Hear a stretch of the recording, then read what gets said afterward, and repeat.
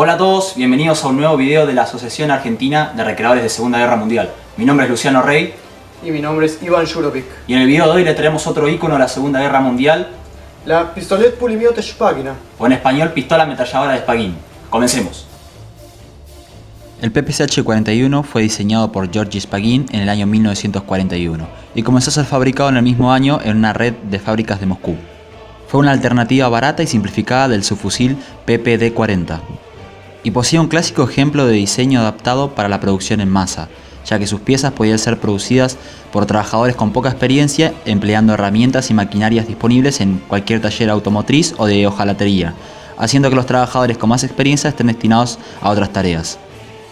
El PPCH-41 poseía 87 piezas y podía ser construido en aproximadamente 8 horas, y por otro lado el PPD-40 en 14 horas con 95 piezas.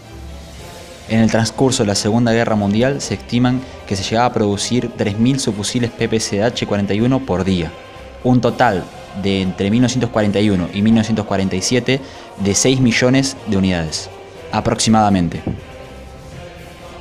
Posee un peso de 3,6 kilogramos, una longitud total de 843 milímetros, una longitud del cañón de 269 milímetros y una cadencia de disparo de entre 900 y 1000 disparos por minuto, y una velocidad máxima de salida del proyectil de 488 metros por segundo.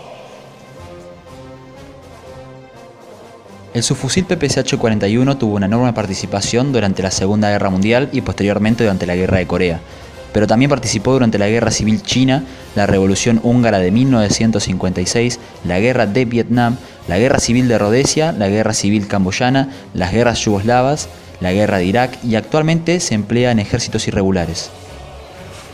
La característica principal del PPCH-41 es que es un subfusil. Subfusil o pistola ametralladora quiere decir que es una carabina automática que está diseñada para disparar munición de pistola, lo cual no le posee un mayor alcance ni potencia de fuego, pero sí una cadencia y velocidad al momento de disparar. El subfusil PPCH-41 tenía la capacidad de disparar 1000 proyectiles por minuto.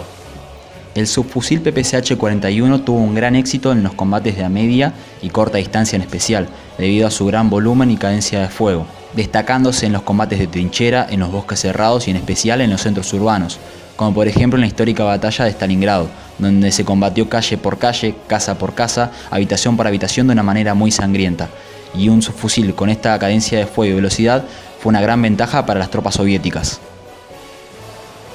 Una de las características principales que tenía eran sus cargadores, el cual uno utilizaba un cargador de 35 municiones, el cual era un cargador curvo, y el otro es el famoso cargador de tambor de 71 municiones.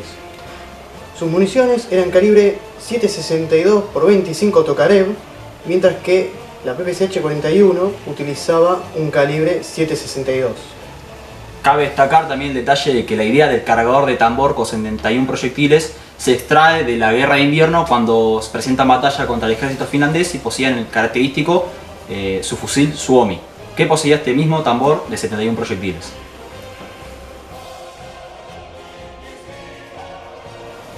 En cuanto al funcionamiento, es un subfusil que se alimenta mediante la acción de los gases y posee su selector de tiro delante de la cola del disparador dentro del arco guardamonte.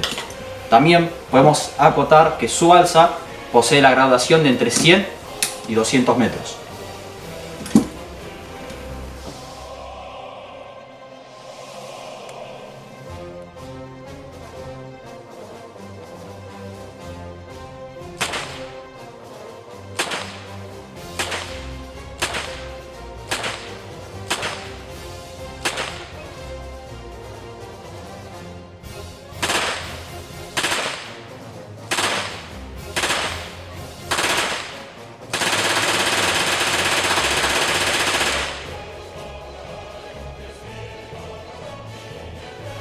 Los alemanes solían capturar muchos de estos porque les convenía más en cuanto al combate callejero, tanto por su cadencia de tiro como a la vez también en cuanto a su capacidad de munición cuando era el cargador de tambor de 70 municiones.